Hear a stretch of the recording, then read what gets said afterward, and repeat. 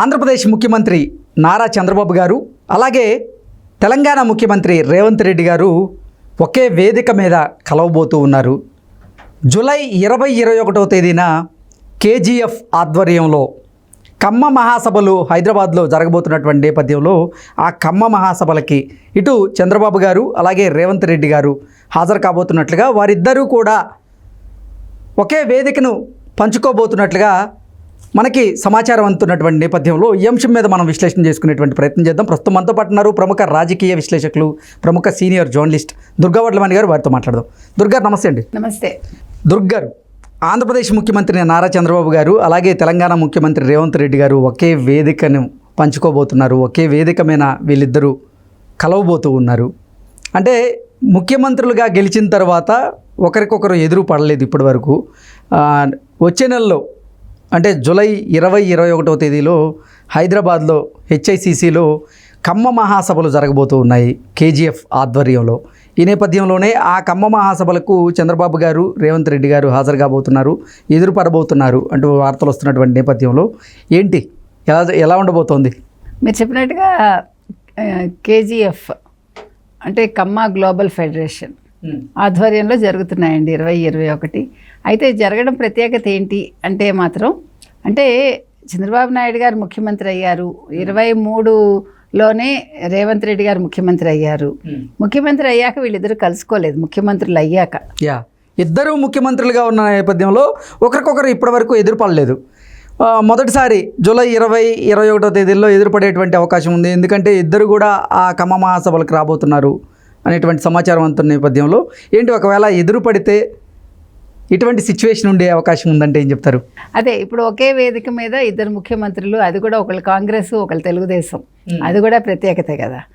ఇంకొకటి ఎన్డీఏలో ఉన్నారు, ఒకళ్ళు ఇండ్ ఒకళ్ళు ఎన్డీఏ. ఇద్దరు భిన్న ధృవాలు అనుకోండి, భిన్న ధృవాలు ఒక తాటి మీదకి వస్తాయి ఆ రోజు. అంటే వీటికంటే ముందు ఇద్దరు గురు శిష్యులు. అదే చెప్తున్నా, వీటన్నిటికంటే ముందు వీళ్ళిద్దరు గురు శిష్యులు. కాబట్టి అంటే మన రేవంత్ రెడ్డి గారు చెప్పాలంటే ఒక రకంగా చంద్రబాబు నాయుడు గారిని గుర్తులీలుగా భావించడమే కాకుండా వారి పంథాన్ని కొంతవరకు అనుసరిస్తారు ఆయన. అది మనకి చెప్పకనే మనకి అర్థమైపోతుంది. ఎందుకు మొన్న కూడా చెప్పారు కదా, అంటే పక్క రాష్ట్ర ముఖ్యమంత్రి అయినటువంటి చంద్రబాబు గారు రోజుకు 18 గంటల పాటు కష్టపడి పనిచేస్తూ ఉంటారు. మన మీద కూడా ఇప్పుడు ఒక ఛాలెంజ్ ఉంది, మనం కూడా చంద్రబాబు గారితో పోటీ పడాలి కష్టపడే విషయంలో, మనం కూడా 18 గంటల పాటు కష్టపడి పనిచేయాలి, నేను మా మంత్రులకు కూడా చంద్రబాబు గారిని అనుసరించమని చెప్తాను అంటూ కూడా రేవంత్ రెడ్డి గారు మాట్లాడారు. అంటే అంతకు ముందు మాట ఆయన ఈ రకంగా మాట్లాడకపోయినా మన ఓపెన్ గా మాట్లాడారు ఆయన. మీరు చెప్పినట్టుగా మనం పోటీ పడాలి, 12 గంటలు కాదు 18 గంటలు మనం పని చేయాలి, ఇంతవరకు అంటే అవసరం రాలేదు అంటే జగన్మోహన్ రెడ్డి పని చేయలేదు అనేది ఒకటి మనకు అర్థమైంది అక్కడ. ఇంకొక విషయం ఏమైందంటేనండి, 2019లో ఎప్పుడైతే ఇక్కడ ఆంధ్రప్రదేశ్లో జగన్మోహన్ రెడ్డి వచ్చారో, ఇక్కడ కేసీఆర్ ఉన్నారో, ఇద్దరి మధ్యన స్నేహ సంబంధం కొనసాగింది. ఆ స్నేహ సంబంధం కొనసాగినప్పటికీ వాళ్ళిద్దరూ కలిపి ఏది చేయలేదు ఆంధ్రప్రదేశ్కి. అంటే విభజన చట్టాన్ని అమలు చేయలే. మీకు తెలిస్తే ఇప్పటికి కూడా ఎన్నో ఆస్తులు ఆంధ్రప్రదేశ్కి సంబంధించిన వీళ్ళు ఇవ్వలేదు. వాళ్ళకి ఇవ్వాల్సిన అప్పులు కూడా కట్టలేదు. ఎవరు? కేసీఆర్. అంటే ఏమనాలి, తెలంగాణ రాష్ట్ర సమితి అప్పుడు, ఇప్పుడు భారత రాష్ట్ర సమితి అనుకోండి. ఏది ఏమైనా కూడా ఆ విషయంలో అసలు ఎవరు జగన్మోహన్ రెడ్డి అడగలేకపోయాడు. అంత స్నేహం ఉన్నప్పటికీ కూడా రాష్ట్రానికి కావాల్సినవన్నీ కూడా తెచ్చుకోలేకపోయాడు ఆయన. మన ఆస్తులన్నీ ఇక్కడ ఉన్నాయి, మనకి రావాల్సిన అప్పులు ఉన్నాయి, వాటి మీద ఆయన మాట్లాడలేకపోయాడు చెప్పాలంటే. కానీ ఇప్పుడు ఒక ప్రత్యేకత ఏంటంటే, మొన్ననే రేవంత్ రెడ్డి గారు అన్నారు, ఇద్దరం విభజన చట్టాలను మనం అనుసరించాలి, ఇప్పుడు మనం కూర్చుని మాట్లాడుకోవాలి, ఎవరెవరికి ఏమేమి రావాలో చూసుకోవాలి అన్నట్టుగా ఆయన మాట్లాడారు రేవంత్ రెడ్డి మొన్ననే. సో డిఫరెన్స్ మనం చెప్తున్నాం.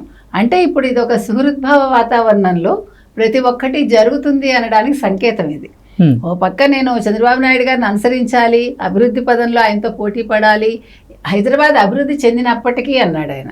సో అమరావతి అంత వెనకబడి ఉన్నప్పటికీ చంద్రబాబు గారు చేస్తారు అనే ఒక ఆశాభావాన్ని ఆయన వ్యక్తపరిచారు.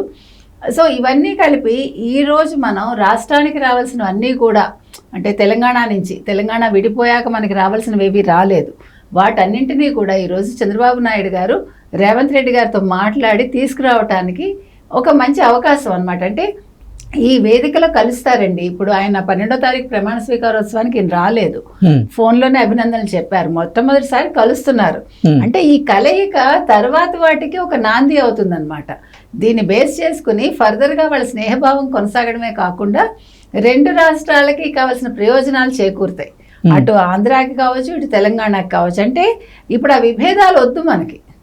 నిన్నటి వరకు ఏదైతే ఆజ్యం పెంచి పోషించాడో కేసీఆర్ గారు, ఈ రోజు అది లేదు.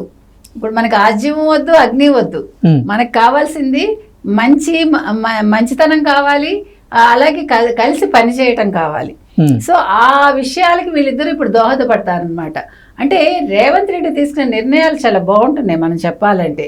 అంటే కొత్తగా ముఖ్యమంత్రి అయినప్పటికీ, అనుభవం లేనప్పటికీ తొందరపట్టలేదు అతను ఆలోచించి మాట్లాడుతున్నారు. ప్రతి విషయంలో ఆచితూచి అడుగేస్తున్నాడు ఆయన. నిన్న కేసీఆర్ గారిని అరెస్ట్ చేయడం విషయంలో కూడా ఆయన ఏమన్నారు, అరెస్టులు అంటే ఏమి వాళ్ళని వేధించడం ఉండదని చెప్పాడు ఆయన. అరెస్టులు కాదు ముఖ్యం, మనకి అభివృద్ధి ముఖ్యం అన్నాడు ఆయన. అంటే ఇప్పుడు కేసీఆర్ ని అరెస్ట్ చేయాల్సినంత అవసరం లేదన్నట్టు మాట్లాడాడు. ఎందుకంటే ఆల్రెడీ బీఆర్ఎస్ పని అయిపోయింది, ఇంకా చచ్చిన పావును చంపక్కర్లా. అక్కడ కూడా జగన్ ఆయనకి చచ్చిన పావుతో సమానం అన్నాడు. చచ్చిన పావు కాబట్టి చంద్రబాబు నాయుడు గారు పట్టించుకోవట్లేదు, మనం కూడా పట్టించుకోకర్లేదు అన్నాడు ఆయన. అంటే ఆయన నిశితంగా రాజకీయాలు పరికిస్తున్నారని అర్థమవుతుంది మనకి. అంటే చంద్రబాబు నాయుడు గారికి ధీటుగా అయిన ఒక శిష్యుడిగా తను కూడా రాజకీయాల్ని చాలా చక్కగా నేర్పుతున్నాడు ఆయన. అంటే తొందరపాటు లేదు, అన్ని అబ్జర్వ్ చేస్తున్నాడు, మంచితనం ఉంది. చంద్రబాబు గారి లాగా ఎవరి మీద మనం చెప్పారు కదా చంద్రబాబు నాయుడు గారు కూడా, మనం ఎవరిని ఏం అనొద్దు, జగన్మోహన్ కించపరచకండి, ఆయన బాగా చూసుకోండి, మనం ఎవరి మీద కక్షలు కార్పణ్యాలు వద్దు అన్నారు.